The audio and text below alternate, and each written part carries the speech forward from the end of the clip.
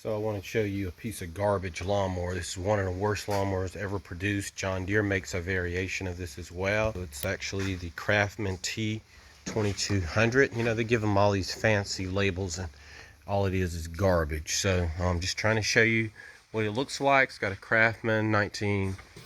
I don't even think that means horsepower. Maybe it does. I really don't believe that's 19 horsepower. Briggs got in trouble for lying about the horsepower on these engines. So anyway, I'm just showing you what it looks like, what to avoid. Looks like this. Craftsman's 42-inch cut. What possibly could be wrong with a Craftsman? This right here. This is a composite plastic transmission. Have you ever heard of that? A plastic transmission. Look at that. This is complete garbage. This is why we are having supply chain issues. We're having supply chain issues partly because everything they produce is garbage. And so it tears up and you got to go buy another one. So instead of buying one lawnmower every 20 years, you got to buy a lawnmower every year because this lawnmower is barely a couple of years old and it's already destroyed. Let's go see the guy. At least that's what the guy told me. So let's look and see here. Here's your model and serial numbers. The 917 250 811. Piece of trash. Not exactly sure how old this lawnmower is, but he claimed it was that he hadn't used it but a few little times. It's already destroyed. Craftsman T2200.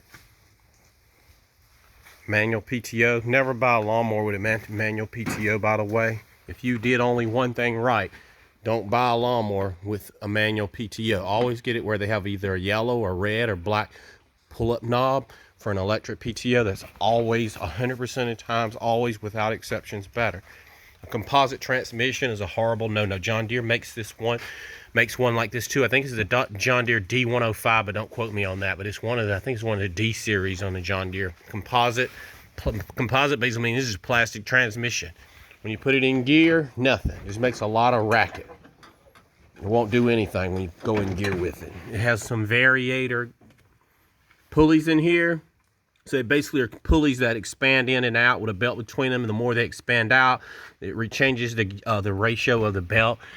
They call it an automatic transmission when it's not automatic at all. It's just a belt system. So anyway, just please don't go out and buy this. It's absolute garbage. As long as it's going to be tossed on the junk pile, it's not worth fixing. I don't even think the parts are available. We were looking at the parts over here.